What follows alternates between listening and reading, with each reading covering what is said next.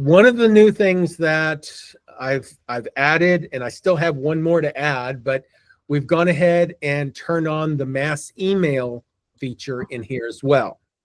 So what that will do is, if you've got a list of names that all have email addresses, you can come in here, you could select them all. Maybe you're filtering your list down to something, some event, something, and you want to send out basically the same email to everybody, but have it personalized.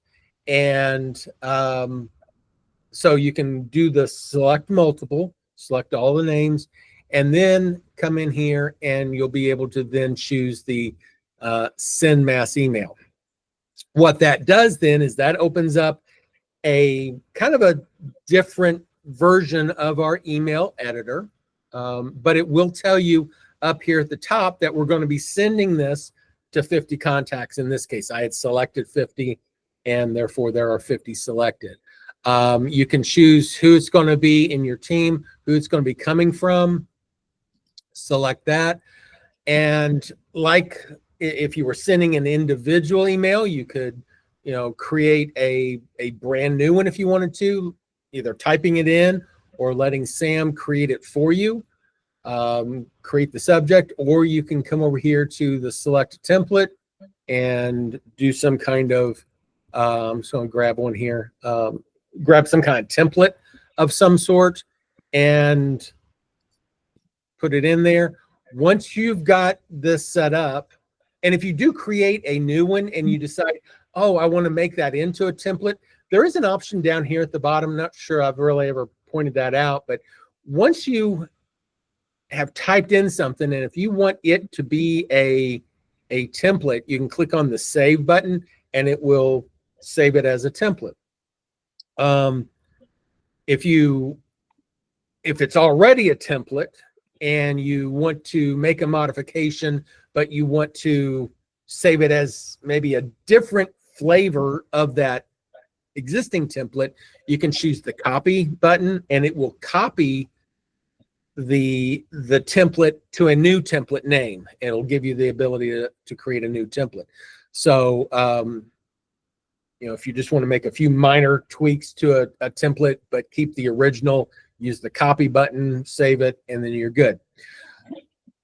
Once you have your email set up the way you want, maybe it's a newsletter, maybe it's, whatever it is, down here at the bottom, you have a button for send now. So if I just wanted to blast this out to 50 people, I'm not going to do that. But if I wanted to, I could just click on send now.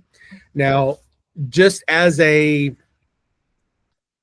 favor to you guys, I want to make sure that you are aware, if you are using your Gmail account to sending out information, sending out lots of information over time like this can cause problems if you're sending too much information. In fact, we just experienced that today. Cody's been doing a lot of mail outs, and he was using his Gmail account. Gmail comes back and says, hey, you're doing a lot of emailing. We're going to disable this because we think maybe somebody's hacked into your email. It's not something that you do quite as frequently. So it knew that we don't normally send a lot, but we were sending a lot. And so it flagged it and sent it out. So you got to be cautious if you're using Gmail. If you guys are using SendGrid, SendGrid allows you to send, lots and lots of emails. If you have your own SendGrid account, it's you can hook in the SendGrid API connections and stuff, and it will allow you to send out the same way. The advantage with SendGrid is that it does do the tracking as well. So if somebody opens an email, if they view it, whatever, if they click on a link, if they do different things, each time they do that, it logs it so that behavioral information can be used. So it's kind of the advantage of using SendGrid, but if you don't have SendGrid, you can certainly use your Gmail account. Just be aware that you don't want to blast out a bunch of emails using your Gmail account, because it could get you in trouble. Once you have that, you can click on the send now, like I said. Otherwise, there is a little drop down arrow here, and you can either choose send now, or you can choose send later. Maybe you think to yourself, well, I want to blast this out, but I don't want to blast it out until 7 p.m. tonight. Great. You can choose send later. It will let you pick what date and time you want.